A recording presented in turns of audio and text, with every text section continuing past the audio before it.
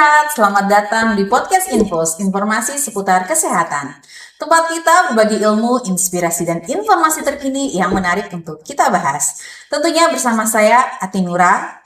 Dan saya ingatkan kembali lagi kepada Sobat Sehat sekalian yang belum mengunjungi akun media sosial kami. Silahkan kunjungi UPTD Puskesmas Kota Mbai di YouTube, Facebook, Instagram, dan juga TikTok. Silahkan like, komen, dan juga subscribe, serta follow akun media sosial kami.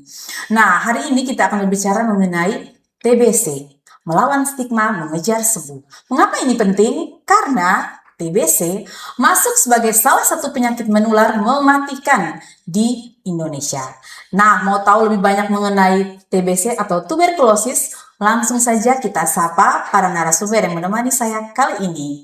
Yang pertama ada Dr. Angel Moa. Halo dok, selamat datang di Podcast Infus. Halo, salam sehat semuanya. Ya, salam Terima sehat. kasih tim Infus sudah mengundang saya untuk berbagi sedikit informasi, semoga bermanfaat ya. Amin dok, terima kasih juga dok ya di tengah kesibukan dokter melayani masyarakat Nagekeo atau khususnya wilayah kecamatan Aisesa sudah berkesempatan hadir bersama kami di Podcast Infus ya dok. Kabarnya baik dok? Puji Tuhan baik, Keluarga sehat dok? puji Tuhan sehat. Sobat sehat pasti penasaran nih dok, dok aslinya mana dok? Nagekeo. Nagekeo asli dok? Bapak saya dari Maunori, Maunori, oke. Mama Nangaroro. Oh Nagekeo. ternyata oke, Nagekeo asli ya. Ternyata apa namanya Nagekeo Pride ya. Saya kira nih dari luar ternyata asli tanah pemilik tanah Nagekeo ini sebenarnya ya. Oke, ya narasumber kita yang kedua tidak kalah cantiknya dari host ya. Maaf ya saya agak sedikit GR ya. Oke, kita langsung saja kita sapa ada Kak Vince. Selamat datang Kak Vince di Podcast Infus. Halo Sobat Sehat, terima kasih atas undangannya. Oke, sama-sama Kak Vince ya. Terima kasih juga ya. Kak Vince ini salah satu tenaga perawat yang dimiliki oleh Puskesmas Kota yang memegang atau sebagai pengelola yang bertanggung jawab terhadap program TBC atau tuberkulosis. Sudah berapa lama nih Kak Vince pegang program TB? Sudah dari tahun 2016 hingga sekarang. 2016, 10 tahun ya Kak Vince. Jadi ya memang inilah bukan sekedar makan asam garam ya, tapi memang tinggalnya di laut ini sudah Kak Vince ya, dengan para penderita TBC ini ya. Nah, informasi menariknya yang sangat membanggakan tentunya, Kak Vince ini pada tahun 2023 mendapatkan penghargaan sebagai satu-satunya pengelola TBC terbaik se-NTT Kak Vince, benar ya? Oke. Kita tepuk tangan dulu nih untuk Kak Vince nih. Oke. Harapannya Kak Vince ya semakin dengan adanya penghargaan yang diberikan, dedikasinya Kak Vince kepada UPTD Puskesmas Kota juga semakin berkembang dalam memajukan kesehatan di wilayah Kecamatan Aisesa ya Kak Vince. Nah, kita langsung saja ya Kak Vince dan Dr. Angel. Tadi sudah saya bilang kenapa kita penting membahas mengenai TBC ini. Karena selain sebagai salah satu penyakit menular mematikan, ternyata di Indonesia sendiri, Indonesia ini menduduki peringkat kedua setelah India, di mana Indonesia menyumbang penderita TBC terbanyak juga nih. Nah, menarik nih Dr. Angel. Ini artinya mungkin penanganannya ini yang belum maksimal nih, walaupun penyakitnya sama seperti DBD, penyakit menular lainnya yang sudah ada bersama kita ini sejak zaman dahulu kala. Tapi tidak sedikit juga nih yang belum mengetahui persis mengenai apa itu TBC. Boleh dikasih tahu nih dok ke Sobat Sehat, apa itu TBC sebenarnya dok? Oke, Sobat Sehat, jadi TBC itu tuberkulosis, itu adalah penyakit kronik dan menular yang disebabkan oleh bakteri yang namanya Mycobacterium tuberculosis. Mycobacterium tuberculosis ini bakteri yang berbentuk batang dan memiliki sifat tahan asam, jadi biasa disebut BTA atau basil tahan asam. Ya. Okay. Oh seperti itu ya. Jadi ini dengan ukuran yang sangat kecil dok ya, berarti sangat ini ya sangat cepat untuk membuat kita ya orang-orang sehat itu mudah tertular oleh penyakit TBC ini sendiri ya dok. Jadi untuk penularannya dok, bakteri tahan asam tadi ya, untuk penularannya seperti apa dok? TBC ini yang kita bicara saat ini, TBC itu ada beberapa jenis ya, tapi mungkin yang saya sampaikan di sini penularan terutama untuk TBC paru ya. Oke, TBC paru. Untuk TBC paru, penularannya ini melalui udara. Jadi udara itu adalah medianya. Oke. Ya, melalui percik renik atau droplet nukleus.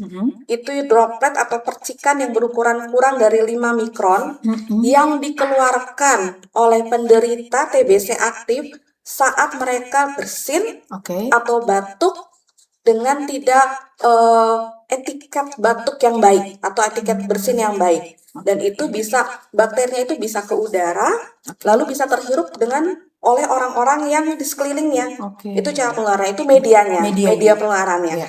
Namun ada beberapa faktor yang menentukan transmisi ini. Ya. Yang pertama adalah jumlah bakteri yang keluar dari si penderita ini ya, jumlah bakteri yang keluar. Lalu yang kedua, konsentrasi bakteri di udara. Ya, konsentrasi bakteri di udara, dan itu sangat berpengaruh atau sangat bergantung dari volume tempat, pencahayaan, terutama cahaya matahari, dan ventilasi. Itu sangat mempengaruhi konsentrasi bakteri tersebut di udara. Lalu yang ketiga, lamanya seseorang terpapar atau lamanya seseorang menghirup udara yang terkontaminasi tersebut. Ya. Yang terakhir, daya tahan tubuh seseorang. Ini sangat mempengaruhi terhadap proses transmisi atau proses penularan. Kira-kira seperti itu. Oke, berarti itu ya sobat sehat ya, tadi ya Bu Dokter sudah menjelaskan mikrobakteri yang sangat kecil itu ya, yang mudah masuk ke orang sehat dari si penderita ini, itu yang sangat membahayakan ya. Begitu Dok ya. Dari tadi ya, yang paling utama dari si penularan ini adalah si droplet tadi ya, yang mengandung mikrobakterium tadi ya. Droplet ini sangat kecil tadi. Dalam ukuran kurang dari 5 mikron itu dia bisa mengandung 1 sampai 4 basil tahan asam yang sangat infeksius dan bisa bertahan kurang lebih 4 jam di udara. Begitu ya. Nah, Dok, bagaimana cara kita tahu nih Dok, seseorang itu dikatakan TBC atau bukan Dok? Ya, untuk seseorang dikatakan TBC atau pertama pasti dari gejalanya ya. Pertama dari gejalanya. Kita menyatakan terduga TBC itu dari beberapa gejala. Yang gejala utama adalah batuk lendir lebih sama dengan 2 minggu.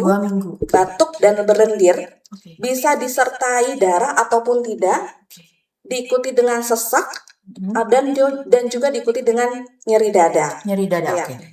Lalu ada juga keluhan tambahannya seperti merasa lemah, nafsu makannya menurun sehingga berat badannya cenderung turun, dan keringat malam. Nah, keringat malam ini keringat malam tanpa aktivitas. Jadi udaranya tidak panas, sekeliling kita, teman-teman kita tidak berkeringat dan tidak ada aktivitas apa-apa, tapi kok kita keringat malam. Kira-kira seperti itu, terduga TBC dari gejala-gejala seperti itu. Berarti itu tanda dan gejalanya tadi Dok ya. Batuk, berarti di sini saya ambil batuknya Dok ya. Batuk yang sangat menjadi ciri khas dari penderita TB itu adalah batuk lebih dari 2 minggu atau sama dengan 2 minggu ya. Nah, di sini Dok, untuk cara bisa tahu ini batuknya ini karena TBC atau ini batuknya bukan karena TBC atau alergi, itu seperti apa Dok? Jadi teman-teman yang batuk lebih dari 2 minggu itu, batuk berlendir, datang ke puskesmas, itu nanti terduga TBC ya, belum tentu TBC positif ya. Salah satu untuk mendiagnosa TBC ini adalah dengan pemeriksaan sputum, pemeriksaan lendirnya. Pemeriksaan lendir dari pasien tersebut. Jadi semua pasien yang terduga, kami akan beri 2 pot. 2 pot sputum untuk pasien tersebut menampung lendirnya, lendir di pagi hari. Di hari yang sama di pagi hari ditampung lendirnya. Bukan air liurnya tapi lendirnya. Untuk diperiksa secara mikroskopik atau juga bisa dengan biakan atau bisa dengan TCM atau tes cepat molekuler. Jadi diagnosa pastinya adalah dengan pemeriksaan sputumnya, pemeriksaan lendirnya. Jadi lebih dari 2 minggu berlendir, datang ke puskesmas kota supaya kita pastikan apakah ada bakteri Mycobacterium tuberculosisnya dalam sputumnya atau tidak. Betul. Nah itu ya sobat sehat, bagi yang memiliki gejala tadi ya, batuk lebih dari 2 minggu, berdahak, silakan datang ke Puskesmas Kota karena pemeriksaan ini gratis tentunya ya. Iya, Dokter datang ke Puskesmas Kota untuk lakukan pemeriksaan sputum atau dahak atau lendir tadi ya, bukan air liur ya sobat sehat. Oke. Nah dok, tadi dok sudah jelaskan bahwa yang dok jelaskan tadi adalah TB paru ya. Iya, betul. Nah berarti ada jenis-jenis TB yang selain TB paru tadi dok? Iya. Bisa tolong dijelaskan dok, kasih tahu jenis-jenis TB itu sebenarnya apa dok? Iya.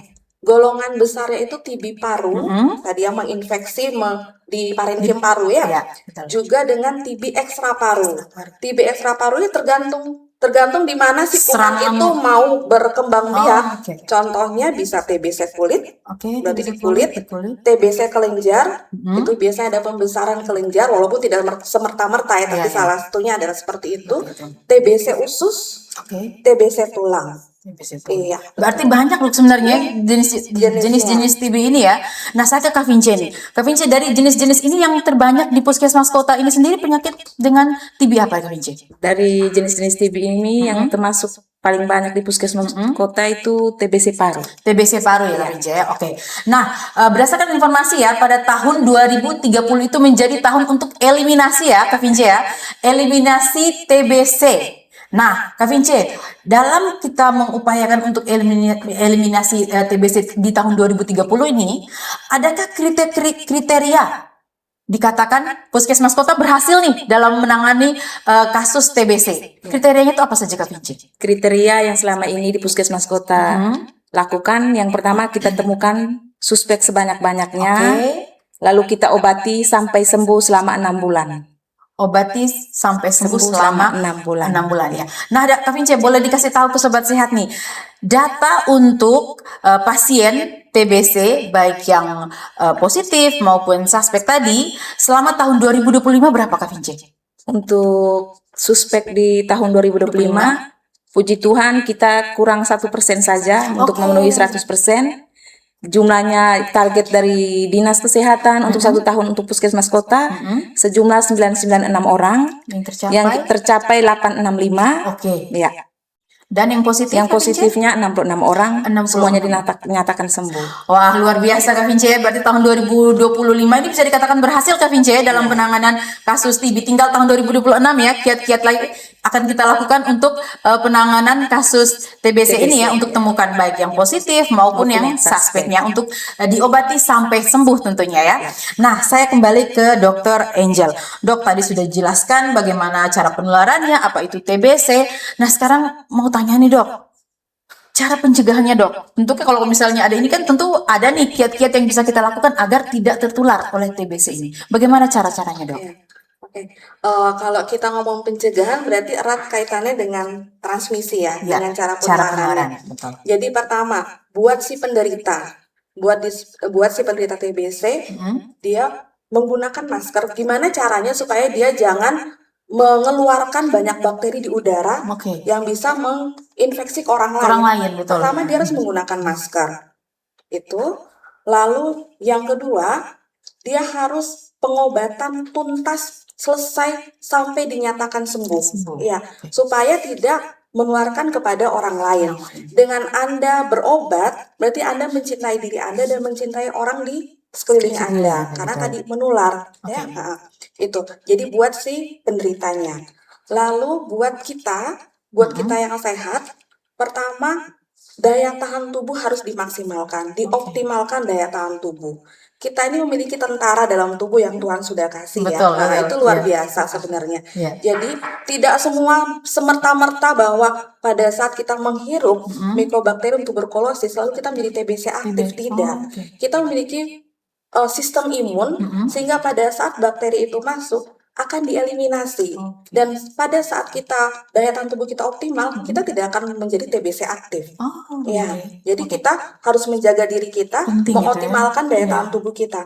Nah, selain kita pun lingkungan kita, seperti yang tadi di penularan yang saya bilang tadi, konsentrasi di udara itu jadi penting pencahayaan, Oke. matahari, karena matahari ini bisa membunuh sebagian besar kuman, bukan hanya Mycobacterium. Oke. Salah banyak kuman yang bisa mati hanya Karena karena pencahayaan sinar matahari. Jadi perlu matahari itu.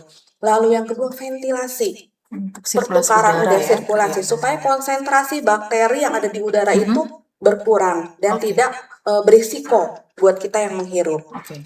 Lalu yang ketiga, vaksin BCG. Vaksin Ya, bisa betul. vaksin BCG yang diberikan saat bayi. Ya, kenapa?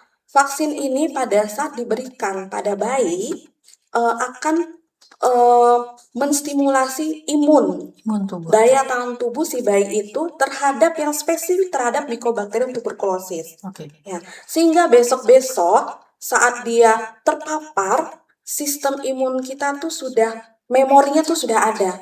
Sehingga pada saat bakterinya masuk, sistem imun kita akan merespon dengan cepat dan dengan lebih kuat sehingga tidak dapat menyebabkan TBC yang berat. Oke. Ya, itu pencegahan Bisa dilakukan ya. Jadi itu ya sobat sehat, pentingnya kita melakukan pencegahan agar itu tadi orang yang menularkan itu tidak mudah kita juga terkena. Yang pertama tadi itu tadi ya, imun tubuh wajib menerapkan pola hidup sehat ya, Iya. makan makanan bergizi seimbang dan juga istirahat yang cukup ya dok ya. Nah, vaksin tadi dok, saya tertarik dengan vaksin nih. Jadi itu ya para orang tua jangan beranggapan bahwa vaksin itu ya kita malah memasukkan kuman, salah ya. Dengan vaksin berarti kita bukan juga bilang kita tidak terkena, tidak. Tapi walaupun pada akhirnya kita terkena salah satu penyakit, itu bisa meminimalisir ya, Iya. meminimalisir gejala atau memperberat Iya, ya. betul. Gejala yang berat itu bisa diringankan karena sudah dikasih vaksin tadi dok ya. Vaksin itu ada pertahanan pertama. Betul sekali dok. Pertahanan pertama terhadap paparan. Betul. Gitu. Jadi harus divaksin. Harus divaksin ya. Dengar ya para sobat sehat ya, harus wajib anak-anak bayi kita itu divaksin. Cintai generasi kita dengan itu tadi yang membiasakan mereka untuk ya itu tadi bersosialisasi dan ataupun terpapar dengan vaksin tadi ya. Karena kalau bicara soal vaksin nih masih ini orang tuanya ya masih rendah nih untuk vaksin untuk anak-anak bayi balitanya ya.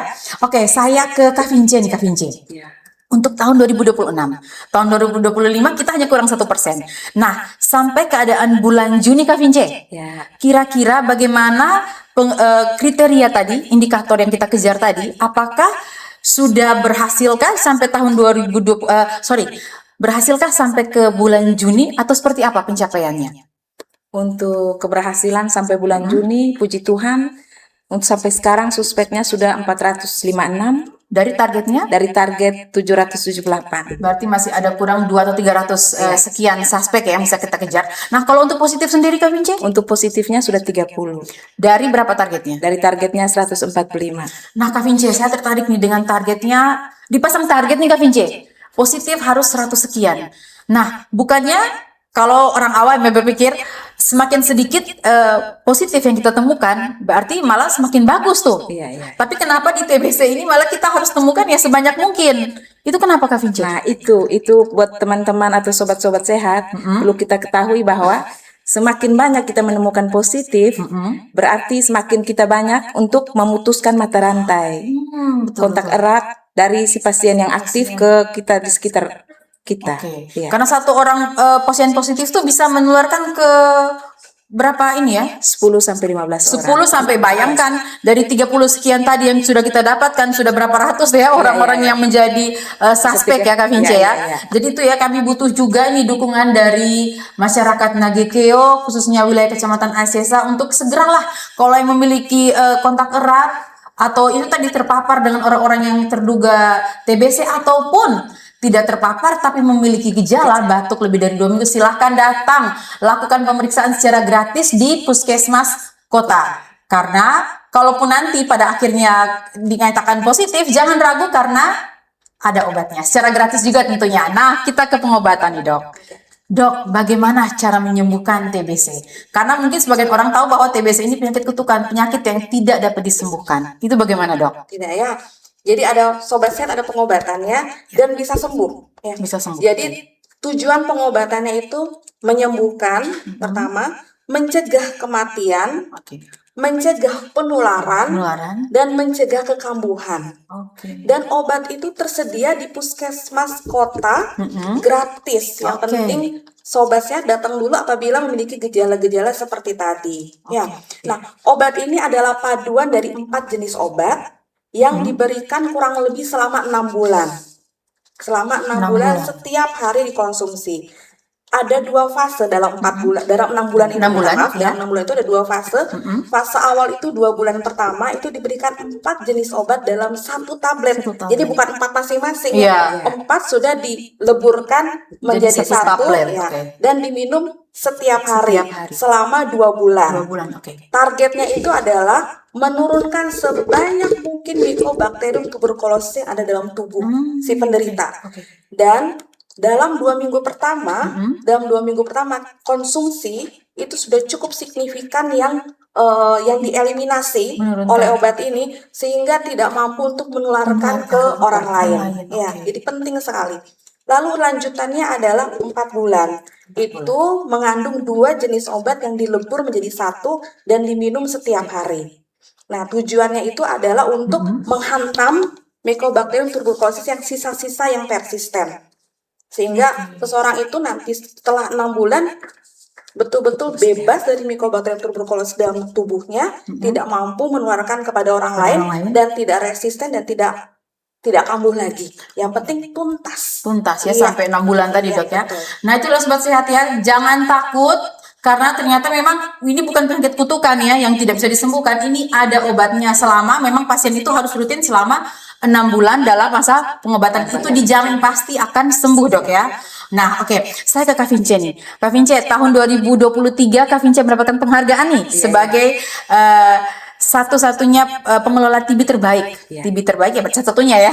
TB terbaik se-NTT. Nah, sejauh ini Kak Vince, apa yang sudah dilakukan oleh Puskesmas Kota dalam mengejar target tadi? Baik positif, suspek, terus mereka diobati sampai dengan sembuh, Kak Vince. Terima kasih sejauh ini di Puskesmas Kota yang sudah dilakukan. Yang pertama, memberikan target suspek ke 18 desa sekelurahan. Yang kedua, melakukan kegiatan ketok pintu, door to door setiap pagi. Biasanya teman-teman, pagi-pagi kita sudah ke rumah warga atau rumah pasien bersama tim nakes, bersama kader TB. Kader TB. oke. Iya, kader TB. Yang ketiga, melakukan pembentukan dan pelatihan kader TB. Itu apa tuh kader TB, kegiatannya apa, Kak Vince? Kalau kader TB kegiatannya selama ini bisa mengantar sampel dan menjemput sampel di rumah Menjemput suspek. sampel. Ya. Oh, seperti itu ya. Ya berarti Kak Vince ya, apresiasi juga kita berikan kepada teman-teman kita di desa maupun kelurahan ya, dan juga para kader tadi dalam membantu kita menemukan suspek maupun positif TBC, Kak Vince ya. Oke Kak Vince, dari berbagai kegiatan yang sudah dilakukan oleh Puskesmas Kota, kira-kira ada tidak kendala yang ditemukan Kak Vince di lapangan? Ya, kendala yang ditemukan oleh Puskesmas Kota yang pertama, para suspek atau terduga TB susah mengeluarkan dahak. Susah mengeluarkan dahak, Susah mengeluarkan dahak. Yang kedua, sampel dahak yang dikumpulkan atau dibawa ke puskesmas belum memenuhi syarat. Belum memenuhi syarat. Itu seperti apa belum memenuhi syaratnya? Masalahnya di mana Kak Vince? Belum memenuhi syarat itu kebanyakan air liur, ada sisa makanan atau sisa kotoran. Oke, berarti itu ya sobat sehat, sampel yang kita bawa itu ya sampel yang betul-betul dahak saja tanpa adanya air liur ataupun sisa makanan tadi Kak Vince ya. Nah Kak Vince, di balik kendala tadi tentu ada trik nih yang dilakukan oleh Puskesmas Kota. Nah, bagi mereka tadi yang tidak bisa mengeluarkan dahak walaupun bergejala ataupun sebagai kontak erat, apa nih trik yang bisa dibagikan untuk bisa nih kita ambil sampelnya nih, Dok? Kak Vince. Trik yang pertama, kita menyimpan atau meminta nomor HP si terduga. Yang kedua, kita meminta bantuan para nakes, para kader untuk memantau apabila si terduga ada gejala, silakan mencoba mengantar sampel dahak, pot sampel dahak. Oh, ke Puskesmas Kota begitu Kak ke Vince ya? terduga. Oh, terduga baru diantarkan ke Puskesmas Kota. Seperti berarti itu penting ya, di sini kader ya, peran kader itu sangat dibutuhkan ya oleh Puskesmas Kota dalam menemukan suspek atau terduga TBC tadi ya. Nah, tadi dijelaskan batuk nih. Nah, bisa dikasih informasi ke sobat sehat, cara batuk yang benar seperti apa? Cara batuk yang benar atau etika batuk yang benar. Yang pertama sobat sehat, kita saat batuk, kita menutup mulut dengan tisu. dan hidung menutup juga dengan pakai tisu. Yang kedua, kita batuk di dalam lengan baju bagian dalam, menutupnya secara begini. Ya. Oke, seperti itu ya sobat sehat ya. Menggunakan tisu, habis tisu itu kan langsung dibuang ya seperti itu ya. Dan juga tadi ya menggunakan Menggunakan siku bagian ya, dalam. supaya ya itu tadi kuman-kuman itu tidak menyebar ke orang-orang sekitar kita ya. Nah, saya kembali ke Ibu Dokter nih. Dok, di puskesmas itu sering orang kaitkan TBC, HIV, HIV, TBC. Nah, Dok, sebenarnya apa hubungan antara TBC dan HIV itu sendiri, Dok? Oke. Memang TB HIV ya namanya. TB HIV. HIV ya, Iya. betul. Jadi setiap pasien TBC itu akan dikonseling untuk pemeriksaan status HIV-nya. Oke. Begitu juga semua pasien HIV akan dipantau dilihat apakah akan keluar gejala-gejala TBC-nya supaya segera dilakukan pemeriksaan sputum apabila keluar gejala TBC-nya. Oke. Kenapa begitu? Karena faktor resiko TBC itu salah satunya adalah mereka-mereka yang menderita penyakit yang berhubungan dengan imunokompromis atau menurunkan daya tahan tubuh. Oke. Sementara HIV ini adalah human immunodeficiency virus. Virus. Jadi virus yang memang targetnya kepada sel-sel pertahanan tubuh kita, Betul. menurunkan pertahanan tubuh kita secara signifikan. Sehingga mereka, pasien-pasien yang HIV itu sangat berisiko terhadap TBC. Karena maka itu selalu dipantau apakah ada TBC-nya atau tidak. Lalu yang kedua, pasien-pasien TBC juga dikonseling untuk HIV-nya. Jangan sampai ternyata status HIV-nya positif. Itu akan sangat mempengaruhi keberhasilan pengobatan. Ya, karena pada saat diberikan obat, keinginannya adalah supaya daya tahan tubuhnya itu bisa membantu untuk mengeliminasi, tapi sementara daya tahan tubuhnya sudah menurun. Jadi karena itu selalu korelasi antara TB dan HIV atau HIV dan TB itu. Oke, berarti itu ya memang ada keterkaitannya nih, karena itu tadi menyerang si daya tahan tubuh kita ya. Nah, Dok, kalau misalnya orang yang ada TB terus dengan ada HIV-nya, itu pengobatannya seperti apa, Dok? Apakah berjalan bersamaan atau seperti apa? Yang diawali itu adalah 2 minggu pertama diberikan obat TBC-nya dulu. Iya, diberikan obat TBC-nya dulu. Setelah 2 minggu diberikan obat TBC-nya, baru diberikan obat ARV. Obat HIV itu antiretroviral itu ARV. Semua pasien TB HIV atau HIV dengan TB tanpa melihat dia punya jumlah sel kekebalan tubuhnya, itu dia harus diberikan obat ARV. Tapi 2 minggu pertama diberikan dulu obat TBC. Seperti itu ya, Dok. Oke, terima kasih ya, Dok, untuk informasinya. Oke, Sobat Sehat, sekarang kita akan masuk ke segmen fakta atau mitos. Nah, saya ke Dokter Angel. Dok, bisa jawab cepat, Dok ya? Oke, siap ya, Dok? Siap. Yang pertama, Dok. Fakta atau mitos TBC sebagai penyakit keturunan?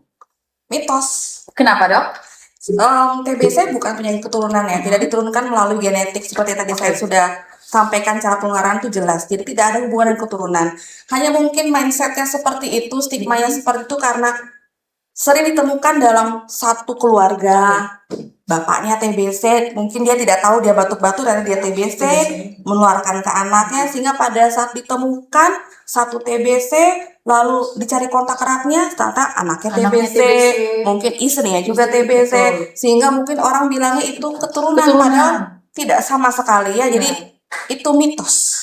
Jadi itu ya, Sobat Sehat, jangan kalau misalnya kita tanya, Bapak mungkin pernah TBC, oh kami tidak punya keturunan. Salah ya, Dok ya. Dia tidak ada kaitannya dengan keturunan, Dok ya. Yang kedua, Dok, fakta atau mitos penyakit TBC sebagai penyakit masyarakat dengan ekonomi menengah ke bawah? Mitos. Kenapa, Dok? Karena dia tidak memandang usia, tidak memandang jenis kelamin, tidak memandang status sosial, tidak memandang tebal tipisnya dompet Anda. Itu mungkin mindsetnya seperti itu karena umumnya ditemukan di daerah yang padat penduduk, yang rumahnya baku dempet, rumahnya mungkin minta maaf ya kumuh. Nah, itu berhubungan dengan ventilasi yang kurang, lingkungan yang kurang sehat, Betul. matahari yang kurang, mudah menular. Jadi Oke. banyak ditemukan di komunitas seperti itu. Oke. Padahal sebenarnya tidak ada Tidak ada hubungan hubungannya dengan tadi satu ya. sosial sama sekali. Oke dok. Nah, yang ketiga dok, fakta atau mitos merokok dapat menyebabkan TBC. Fakta, bisa dijelaskan dok hubungannya? Fakta.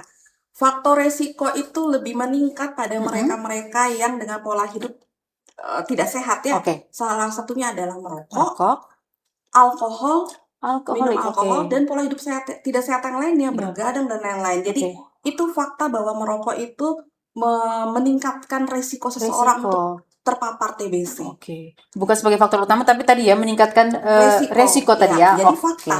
Jadi fakta, Iya. betul. Oke.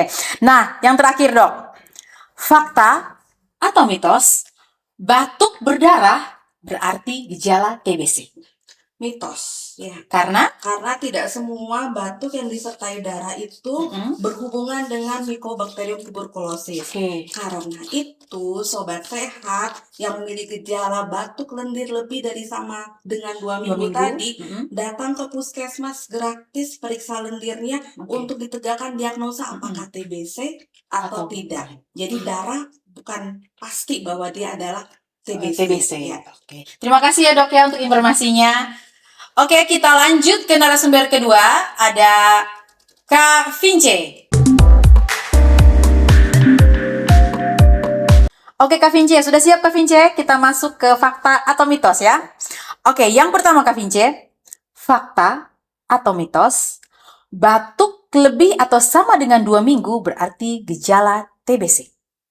Mitos. Kenapa Kak Vince? Yang pertama, gejala khas dari orang TBC, batuk lebih dari 2 minggu secara berturut-turut, Ya. ditandai dan disertai dengan lendir, Oke. berdarah, napas sesak, nyeri dada, dan gejala tambahan pada malam hari tidak melakukan aktivitas, merasa menggigil atau berkeringat, nafsu makan menurun, berat badan menurun. Itu baru dikatakan orang dengan TBC. Gejala TBC tadi ya. TBC. Oke. Yang kedua Kak Vince, fakta atau mitos, TBC adalah penyakit yang sangat mudah menular. Mitos. Kenapa Kak Vince? Yang pertama, selama ini kebanyakan adanya stigma. Kalau ada pasien TBC biasanya diasingkan.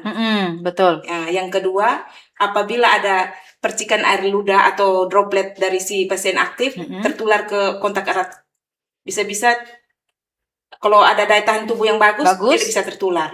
Oke, seperti itu ya. Jadi jangan mudah pula kita asingkan ini ya, karena sebenarnya dia mudah menular tapi tidak semudah itu ya. Harus ada medianya untuk menularkan, dan juga tadi ya percikan droplet tadi ya, yang mengandung Mycobacterium tadi ya.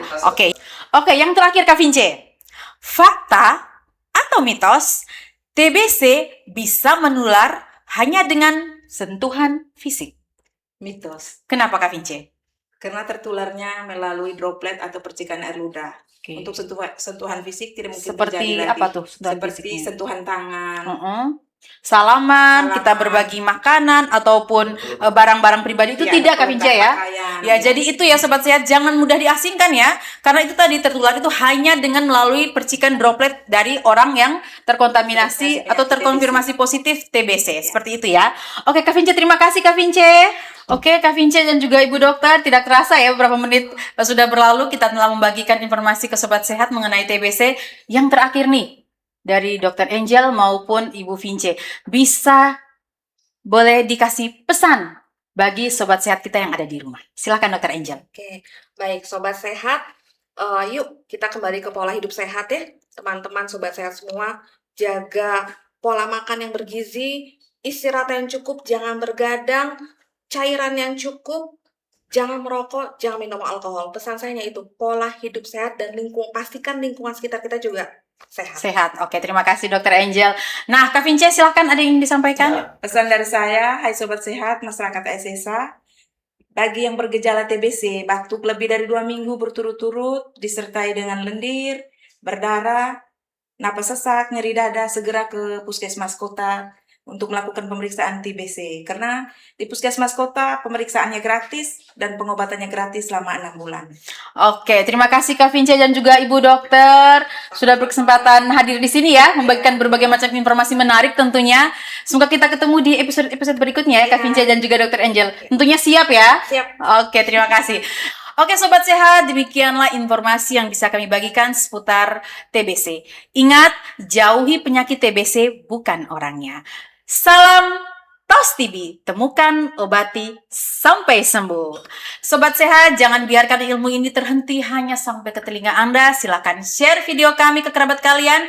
Dan jangan lupa untuk subscribe, like, dan komen serta share video-video kami. Dan ikuti akun media sosial kami di UPTD Puskesmas Kota, baik di YouTube, Facebook, Instagram, dan juga TikTok. Bye, see you on the next video.